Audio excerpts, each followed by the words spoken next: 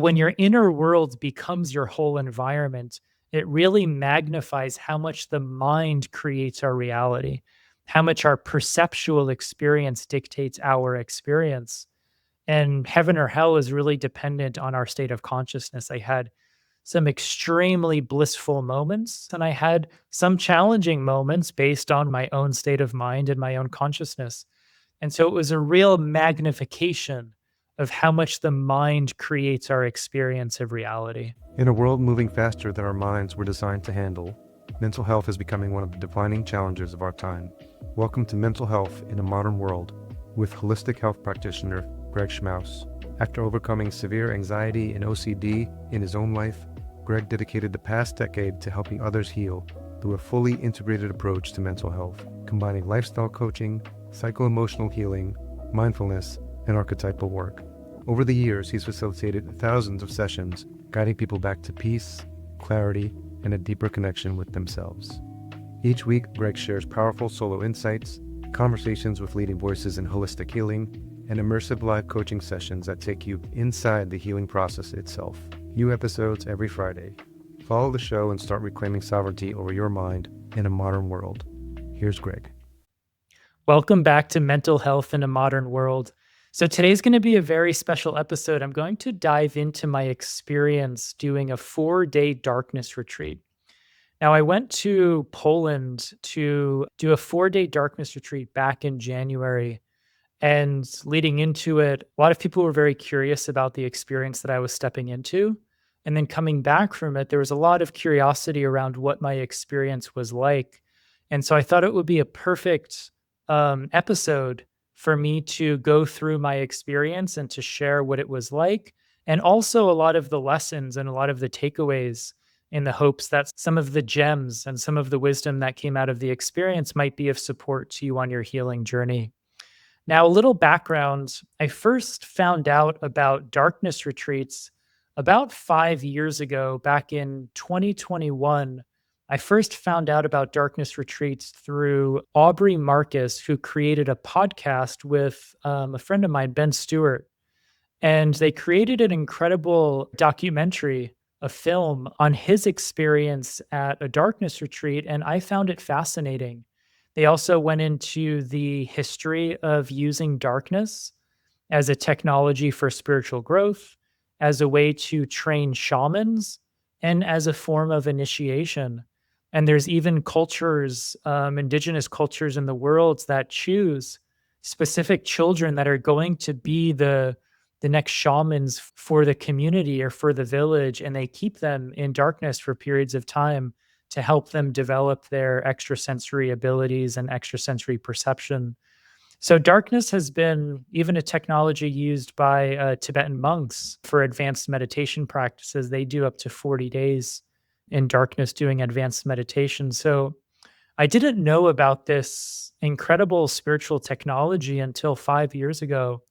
And as soon as I watched the documentary, I had this sense that I need to learn more. I need to experience this. So I was actually on a wait list for a place in Oregon, but it was almost impossible to get off of that wait list. So at the end of last year, I learned about this place in Poland. And this place in Poland was started by this gentleman, AJ, who had an experience years ago at the place that I was on a wait list on. And he had such a profound experience that he decided to open up his own retreat center in his home country in Europe. And so my ancestors actually come from Poland. My maternal ancestors are Holocaust survivors that you could say went through their own darkness during World War II, during the Holocaust. And it felt very synchronistic to actually do my darkness retreat in the country of my family of origin, and to go into the darkness on the lands that they survived their darkness. And so it was towards the end of January that I got on a plane and flew over to Poland. I arrived at the retreat center Monday morning, and we were spending the first day just getting our intentions set. The intention setting was really important, and really clarifying, like, why am I here? What am I here to step into? What is the purpose of me wanting to really step into the darkness for 4 days and 4 nights? And one of the big things that was coming up for me leading into the darkness retreat was my own personal healing journey, and that I spent many years healing from obsessive compulsive disorder, in which I was very afraid of my own mind. I spent many years struggling with intrusive thoughts, a lot of looping and repetitive thought patterns, and really an inability to quiet the mind with a lot of intrusive and negative thought patterns that for me were really disturbing at the time. And so I spent many years afraid of my own mind, afraid of my inner world, and you could say very much running from it. And so it was really important for me, after all of the healing work that I've done, living free of OCD and free of anxiety. And for many years, I wanted to prove to myself that I could be completely at peace with my own mind and have no fear of myself. That was really important for me. I want to know what it's like to live with no fear of self, no fear of any parts of me, and no fear of my own mind. And so I wanted to prove that I could be at complete peace within myself and within my own mind. And when you step into the darkness, that's all there is. And so, what a great way to put that to a test. So, I arrived Monday morning at the retreat center. It was a full day of preparation. And now the cabins that you stay in, they're almost like these individual bunkers that are built into the earth. And so you have your own cabin. There were, I think, 5 or 6 different cabins. So I think there were 4 other participants in my group, but you're in your own cabin, so you're quite isolated. And so the cabins are carefully designed to keep all light and sound out. They have professional engineers that come in that help design it and test it. So there's zero light coming in, there's zero sound coming in. And the structure, the design of the cabin, so you have a bed, you have a little meditation and yoga area, then you have a little place to eat, you have a closet for your belongings and for your clothing, you have a sink, you have a toilet, and you have a shower. Very simple. And there's a little double door drop box where they drop off meals once per day. They drop off 24 hours worth of food once per day. The structure of the cabin is carefully designed to help you navigate in the dark as best as possible. So, for example, all the corners of the walls are rounded, and all of the important landmarks to help you navigate are carefully mapped out and calculated. So, you have these touch points. Okay, when I get my hand on this wall, the sink is right here. When I get my left hand on this wall, I know the toilet's right here. So, they make it fairly not easy because you're still in the dark, but fairly accessible to be able to navigate, going from the bed to the toilet or from the sink to the shower or whatever it might be. So a lot of Monday is preparation and turning the lights on and off so you can practice, so you can help learn the space and navigate the space, practice getting from point A to point B in the dark. So day one, Monday, is a full day of preparation, intention setting, and practice of navigating the space and getting everything where your toothbrush is and where your deodorant is and where your clothes are, so you remember when you're in the dark where to access your needs and your belongings. And so Tuesday, late morning, we prepared to go into the darkness. We did what's called the final seal, where you turn the lights off, you close the door. Now, I want to just mention that there's a light switch in the room. So you can turn the light on anytime you need. So it's all by your commitment to yourself to keep the lights off. Now, I made it through 4 days and 4 nights without ever turning the lights on, but there is a light switch in the room just in case someone freaks out or someone's had enough or they don't want to continue or they have an emergency. So there's a panic button, there's a light switch, and there's no locks on the door, so you can walk out anytime you want. They can't really lock you in there. That would be like solitary confinement. So it's all voluntary, so the commitment is all voluntary. And so we entered the dark, I would say early afternoon, Tuesday, late morning, early afternoon. And my first experience of day one was really just this surrendering of all of my attachments. When you have light, when you have an environment, when you have time and space, you have all of these attachments to structure. And so when you enter the dark and you surrender time and you surrender space, you surrender all of your attachments, it creates a little bit of a stress response in the ego structure, for example. And it's a lot of times little things. For example, as I went into the dark, the first thing I did was I did my Tai Chi practice. I wanted to do a little breathing and a little movement just to really ground myself into the space. And one of the things that I noticed was I do 20 minutes of Tai Chi every morning, but I always set a timer. And so I had no sense of time in the dark. So I'm like, all right, well, I'm just going to do Tai Chi however long that I feel like I need to. So there was such an attunement to what my needs were without this external reference point and structure that we put in place. And so there was just this little surrendering of my attachment to time, my little attachment to doing 20 minutes of a practice every day. I have to surrender that and let go of my sense of control of how long I might be doing a practice. And so Tuesday was a lot of really just softening into the experience, noticing where my mind had all of these clingings and all of these attachments to structure, to routine, to time, to when I eat, when I do my practices. There was all of this built in structure that I've organized my life around that all of a sudden I'm being invited to let go of. I'm being invited to release and soften wherever there are these clingings and these attachments. And so you're really sitting in quiet, you're sitting in stillness, you're in meditation, and you're moving into this more expansive space without this structure, without this organized sense of reality. And so I went to bed Tuesday night, and this was really the first big surrender where I went to bed Tuesday night. And when I woke up, I had no idea whether I slept for 1 hour or I slept for 12 hours. And that was a little bit of a stress response because I'm so used to having routine. We're so used to having an external reference point of the outer environment of, oh, the sun's up or the birds are chirping or it's morning time. There's no sense of what time it is. You know, it's so dark. If you hold your palm or hand up to your eyes, you can't see anything. You can't hear anything. So there's no external reference points. And so what that was for me, it was a deep surrendering to my own biology. It was a deep surrendering to listening and attuning. If I'm tired and my body needs more sleep, I will go back to sleep.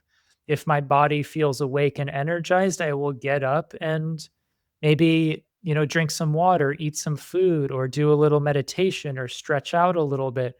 So it was way less of using these external reference points to dictate my internal actions, but more of a deeper attunement to my internal state to then dictate my actions.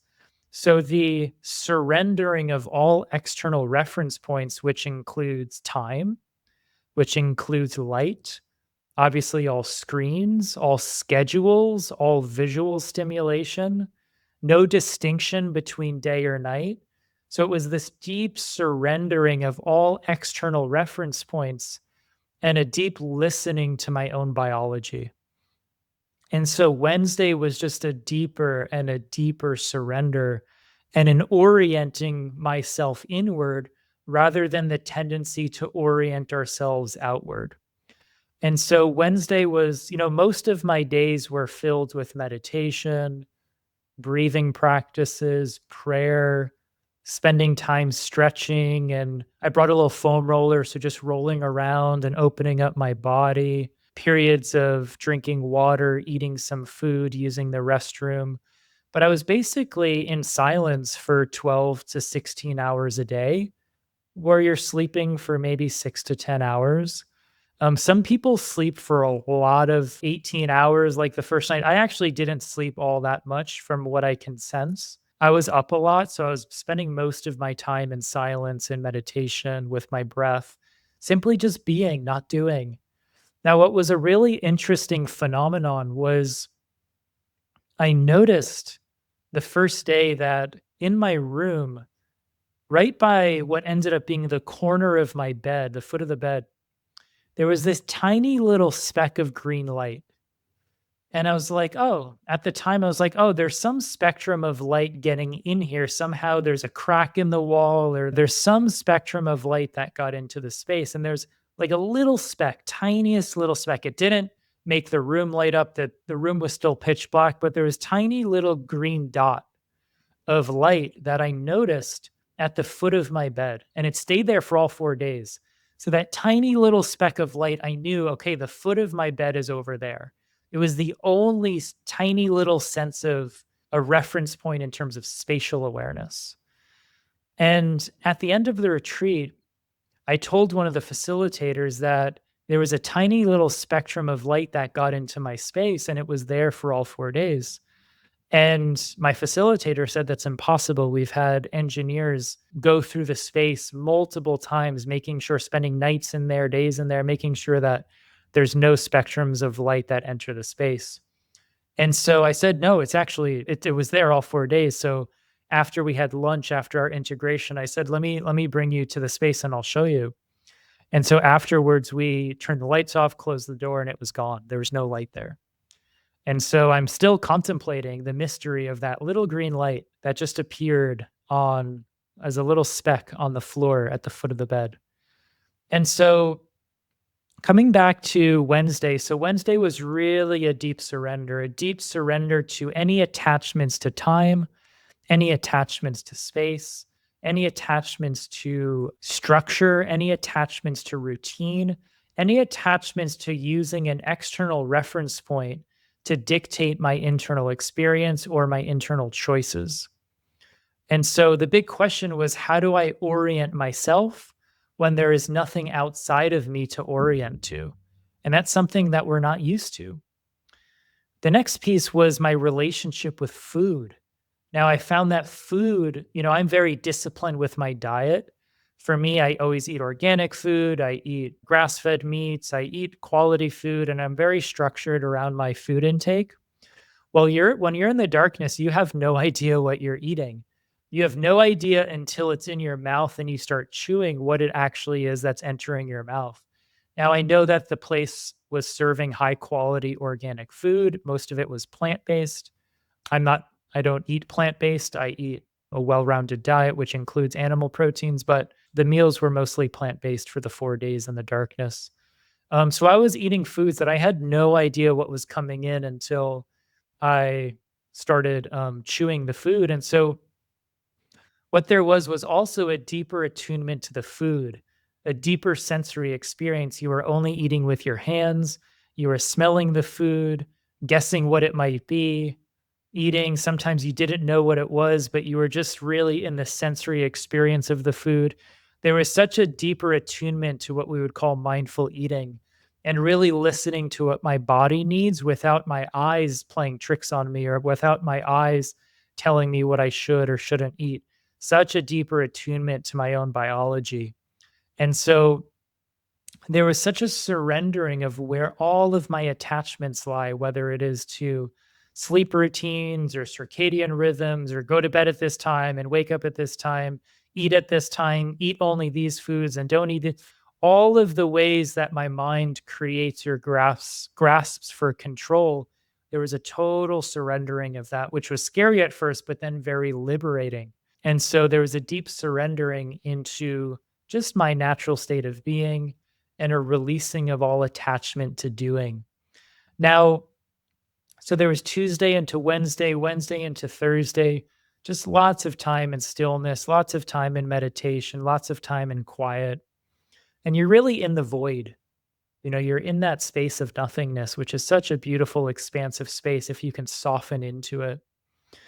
Now, what was really interesting was Friday was when I started to move into more visionary experiences. Now, because you're in the dark and there's no sunlight, your brain is producing a lot of melatonin. And when your brain is producing a lot of melatonin, eventually what happens is the pineal gland starts converting a lot of the melatonin production into endogenous DMT, dimethyltryptamine. And DMT is that psychoactive component of a lot of psychedelic and plant medicines, such as ayahuasca. And so by day 3, a lot of people report that there's a DMT release that begins around the 3rd day mark, which for me was right on time. It was right at the kind of early to midpoint of day 3 that I started moving into a visionary space, sacred geometry, fractal patterns, a lot of, you could say, celestial type visions, some experiences of what we would call astral travel. And it was very magical, for me, unique experience. And, I've had visionary experiences on and off of plant medicine, in the past. But what was really unique about the darkness was because you're in pure darkness and there's no difference between the inner and the outer anymore. The visions are exactly the same whether your eyes are open or closed. So I would have a certain vision, I would have my eyes closed and I would open my eyes and nothing would change. And so it really started to dissolve the veil between the inner and the outer. When you're on a moderate plant medicine experience, you can generally open your eyes and orient yourself to the environment and ground yourself as needed. You can go out and come back. And unless you're at super high doses where you're just gone, you can generally orient yourself into your environment as needed. But when you're in the darkness, there is no outer environment anymore. So the visionary space of eyes open or closed is exactly the same. There's absolutely no change. And so this lasted until I came out of the darkness Saturday afternoon. And so it was a good 24 to 36 hours of a visionary experience. You could say it was a light to moderate plant medicine experience for about a day and a half, which was very unique for me because most plant medicine experiences with most medicines that you work with are only lasting up to, a few hours. And so this was a beautiful experience to go into really deep visionary spaces without anything consumptive. If anything, you're not adding anything, you're removing everything. So the removal of everything and going into those spaces with the process of subtraction rather than any sort of addition for me was really deeply meaningful. And I really enjoyed the opportunity to have that experience. That took me through Saturday afternoon, came out of the darkness, which was also a very unique experience of coming out of the darkness after 4 days and 4 nights. And one of the things is when you're transitioning back into the light, you have to do it very slowly. It's very overwhelming. For me, when I came out into the light and took my eye mask off, all I could see was pixels and fractals of light. I couldn't actually see, physical structure yet. It took me almost like 15 to 20 minutes to orient myself back to physical reality that had form and structure to it. It was still just kind of pixels and fractals of light. Now, before I go into the real lessons of the darkness, one of the unique challenges was dream states. I found myself having very interesting dreams in the darkness. And sometimes it was challenging to shift out of the dream state into the waking state because there is no inner and outer reference points anymore. So it was kind of a fine line between dream state and wake state. I remember one dream, I think it was the second night, where I had this dream of being very claustrophobic, which I've never had before. And when I woke up from the dream, I felt like I was still in it. I couldn't orient myself to the wake state because there was no outer environment to orient to. And so I felt extremely claustrophobic in the dark. And I went into a bit of a stress response, and it lasted probably 15 minutes. And then I was able to kind of ground and center myself. But the transition out of dream state into kind of wake state was really unique, and it was almost like the veil between the two was very thin, almost non-existent. And so there were really a lot of deep lessons from the darkness that I'd love to share. The first is that, the darkness is the void. So when you're going into the darkness, you're stepping into the void, and the void is technically empty, right? So you're stepping into this darkness, you're stepping into the void, you're stepping into this emptiness. And when we have a lot of fear stepping into that space, what I realized is you're filling the void only with yourself. And so, what you're really afraid of in the darkness is you're afraid of what you're filling the darkness with, which is you. And so, the fear of the darkness is really the fear of our own shadow.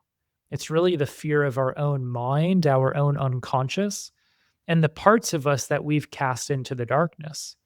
And so the darkness as the void was an opportunity for me to realize that the only thing I was truly afraid of was myself. And that was, a big realization for me. The next piece is that, When you're in the darkness and there's no inner and outer anymore, your mind creates your whole reality. So if you're in the darkness and your mind is in a high state of consciousness, you could say you're in a blissful heaven experience. But as soon as your mind goes into any sort of fear, negativity, limiting beliefs, anxious thoughts, anticipations, regrets, etc., now you're moving into a real dark, negative, hellish type experience. And so when your inner world becomes your whole environment, it really magnifies how much the mind creates our reality, how much our perceptual experience dictates our experience. And heaven or hell is really dependent on our state of consciousness. I had some extremely blissful moments in the darkness just based on my state of mind and state of consciousness. And I had some challenging moments based on, once again, my own state of mind and my own consciousness. And so it was a real magnification of how much the mind creates our experience of reality. Now, the darkness was such a gentle invitation to release attachments. It was releasing the attachments to structure, releasing the attachments to time and space, releasing the attachments to routine and any sense of control, releasing attachments to certain thoughts, emotions, ruminations, any sort of attachment to certainty. And so it was this beautiful invitation to let go of these attachments.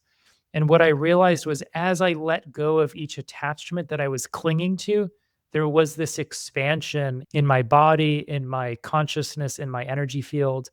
And so I realized how much our expansion is experienced through the releasing of attachments.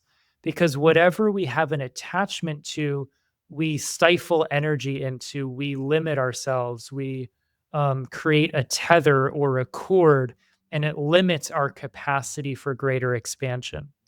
This doesn't mean that we don't commit to things in life, that we're, just, no attachments. We have commitments in life, but a commitment is different than an attachment. We want to have commitments to things, not necessarily attachments to things. And so the releasing of attachments was what allowed for greater expansion. Now, spiritually speaking, going into the darkness really connected me to the feminine nature of the divine. And the feminine nature of the divine for me is the void. And the void is almost like this cosmic womb space, which is, you could say, the womb of all creation. It's the unmanifest. In the Tao Te Ching, they call the Tao, darkness, which is the Tao that can't be spoken, which is older than God, which what they're saying is it's older than the manifest God that we've created in our own minds in the manifest world. It's older than the concept of God. It's the unmanifest. A lot of people say God is the light, but God is also the darkness. So God is both the light and the darkness. And you could say God is the light is the manifestation, and God is the darkness is the unmanifest or the womb space that all creation is born out of. And so the darkness really connected me to the feminine nature of the divine, which for me is really important to connect to, especially growing up around mostly Abrahamic religions where God is the father, God is portrayed as more of a masculine. And so, really connecting with that feminine nature of the divine was really beautiful. The next lesson was something that I remember hearing from Ram Dass, who is a beautiful spiritual teacher, who said, every method is also a trap. And so, that teaching made sense at the time, but now I got a real experience of what he was saying, where he said, every method is also a trap. And so, what I found myself doing in the darkness was attaching to all of my practices, attaching to my meditation and attaching to my breath work and trying to create this structure out of it. And I'm going to do this practice, and then I'm going to do this breath work, and then I'm going to do this Tai Chi, and then I'm going to do this Qigong practice. And I realized that a lot of my practices in the darkness were ways that my ego was trying to grasp at some form of control, some form of structure, a lot of rigidity, and it was almost like a hiding spot for the deeper surrender. So the practice that is a vehicle or a method also became a trap because it became something that I was clinging to.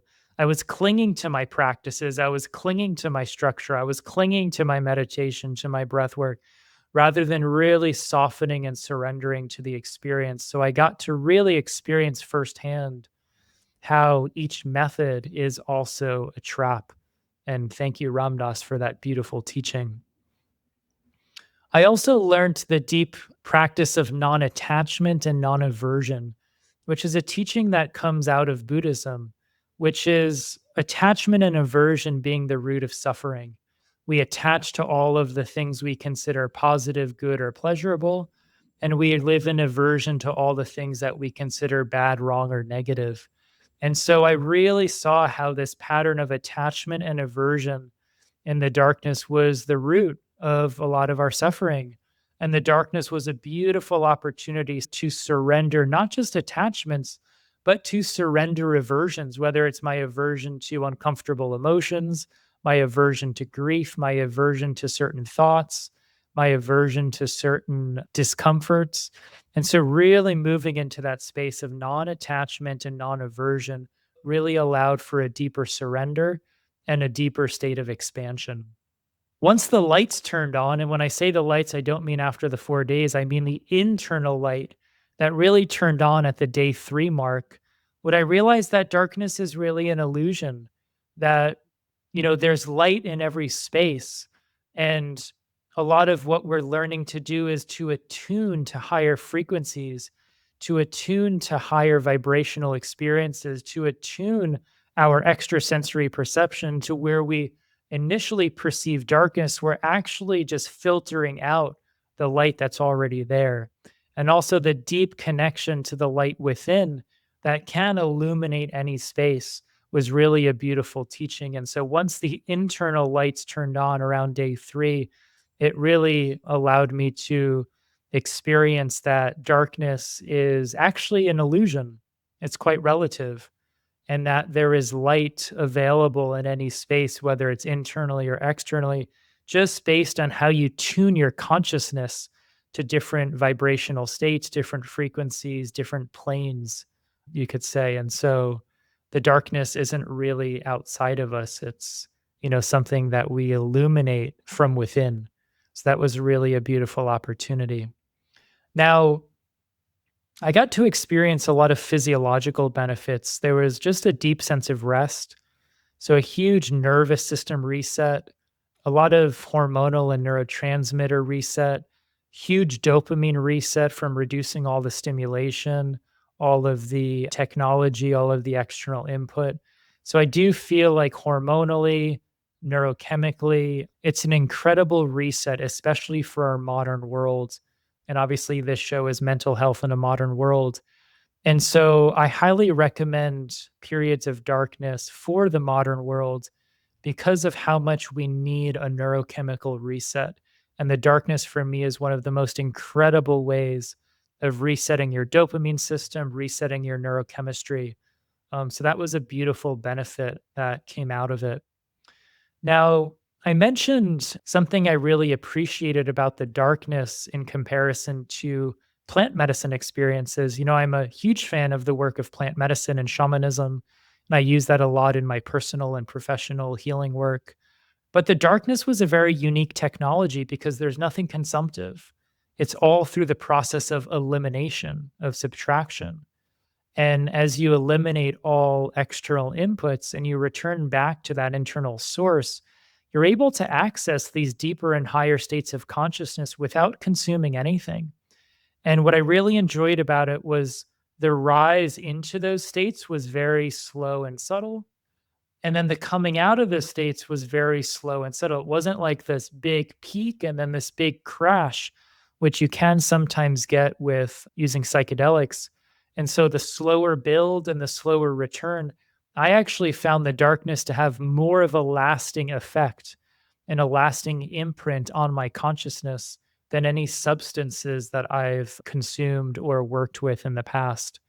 And so it's just a different pathway, it's a different technology, and one that's all internally generated because there's nothing exogenous, there's nothing consumptive. It's all your endogenous production of various neurotransmitters and reaching higher peak states of consciousness without consuming anything.